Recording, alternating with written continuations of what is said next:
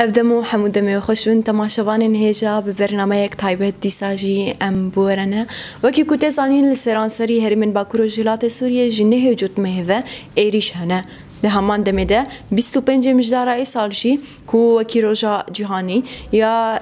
لديجي تونديا يا تاكوشينا لديجي تونديا لسرجنتي لي إسال 25 مجدار برنجي كي جودا لسروج آوای کردستانی هات شبرد دمک گلک حساس لهات هم جنن کو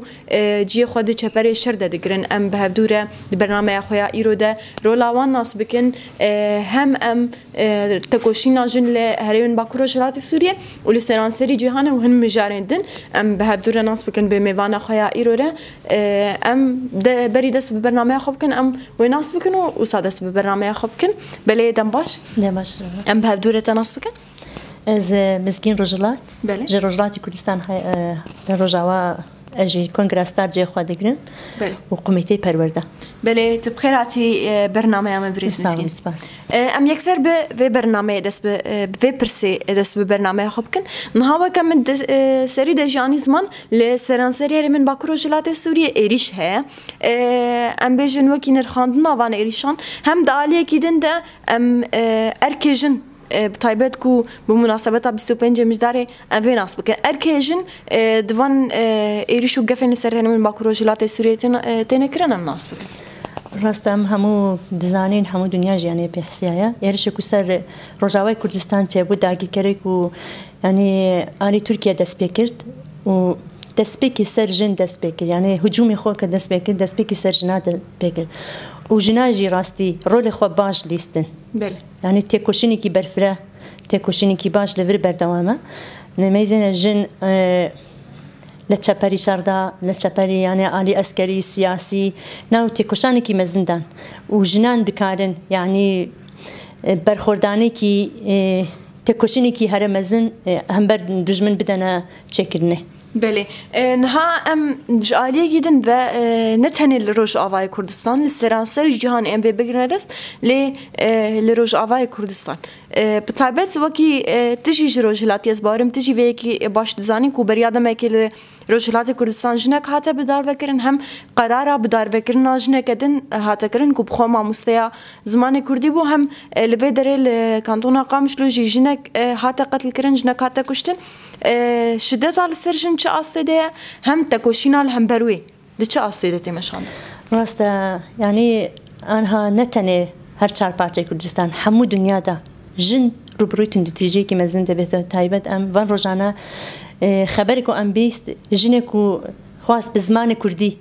یعنی پرورده زارو که دست بیبکه عالی دجمن هات ایرش کردن رجلات کردستان و امجی جبی وان ایرش کو سر جن هات تشکردن گلک چالاکی و گلک چتام درخست روز آوا لهر چهار پارچه یعنی امجی چالاکی خود درخست حیا ام بیجین دجمن خورا بیجین و همو دنیا را بیجین که جن دست بکر هر کاری که یعنی بخوازه چالا کاری که بکید که وانا تکوشین جن یعنی مترسی سر خواد بینن جبرکو حیا روزی ایرو ذهنیت باوک سالاری 5000 سال سر جن دمشت اما ایرو جن هیز خوا اراده خوا ناس کردیه ایدین نما وان چتانه قبول ناکه سر خوا بلا ام جن همو افزانه بین اراده ایمه هیزی ایمه تیری ویدکا یعنی هم بر وان ایرشه کو سر جن دیت چکرین ام جی اراده خوا خورد کن تکوشین خوا زیاده تر يعني هم بر ذهنية باوك زلاني ذهنية دولة يعني كشتي أم بدينا مشاندن وإيرو جنك جو رجلات يعني خواص تشتكي نقل لك أو بو حقي إيمايا كم زمان خوا برورده بكي تشتكي دولة هم بر فيد ترسي يعني ترسي أجر كرد خوا ناس بكا زمان خوا ناس بكا هوية خوا بخوازه ود ترسي برانبر خوا يعني ترسك ددي آوا كردن بلكي روجكي كرد حقي خواب خوازه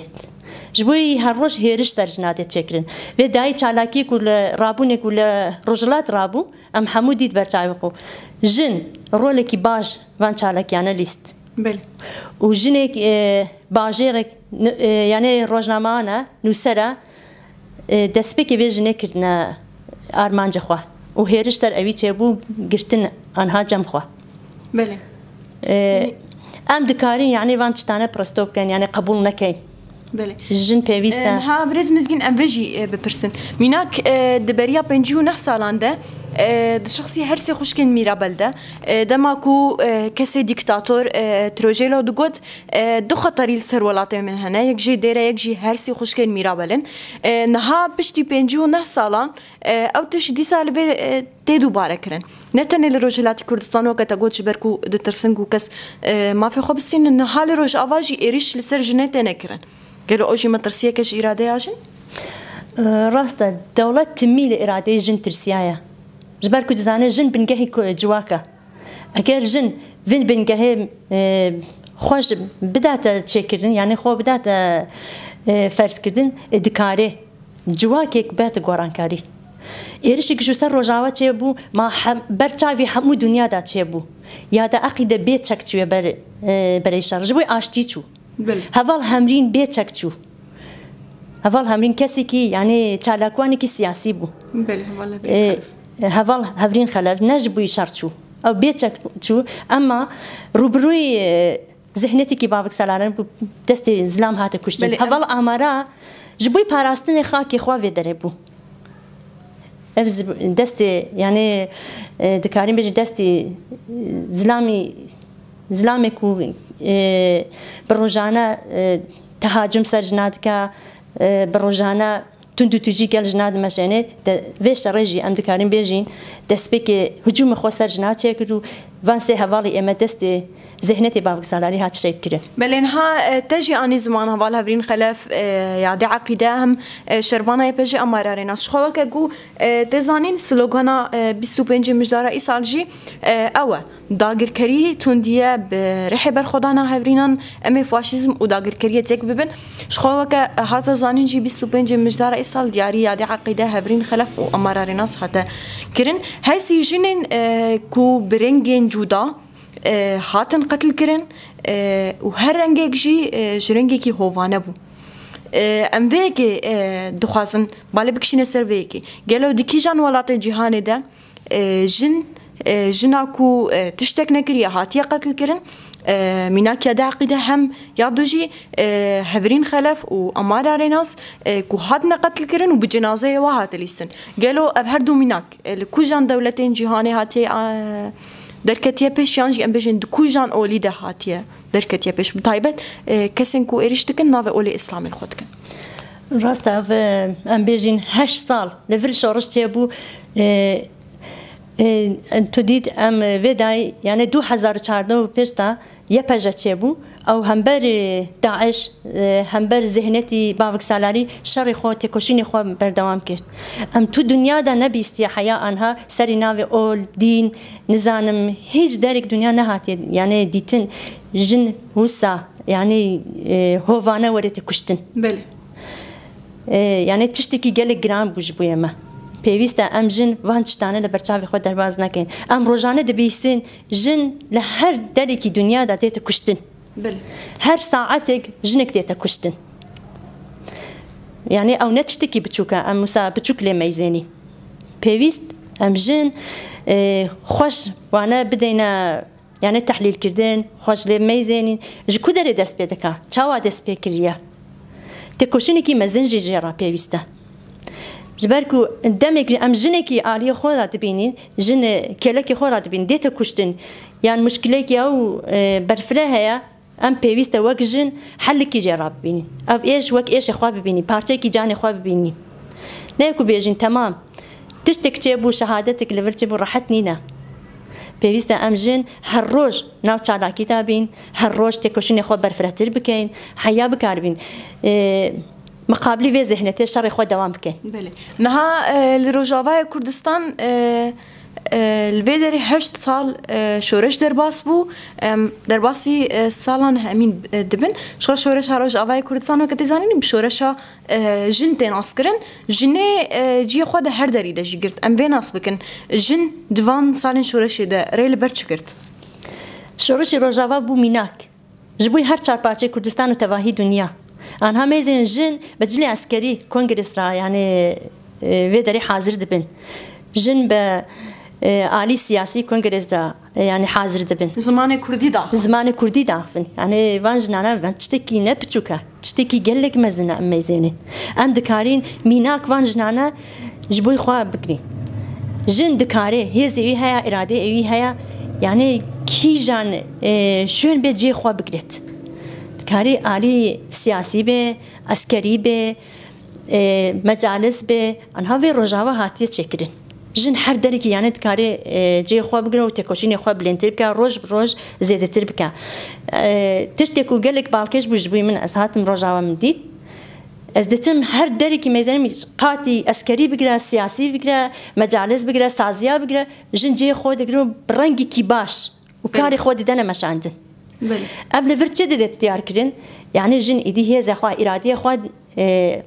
ديتيا وبيويز في جني رجعوا بيت ميناك جبوي حمو جني تباهي دنيا بله نها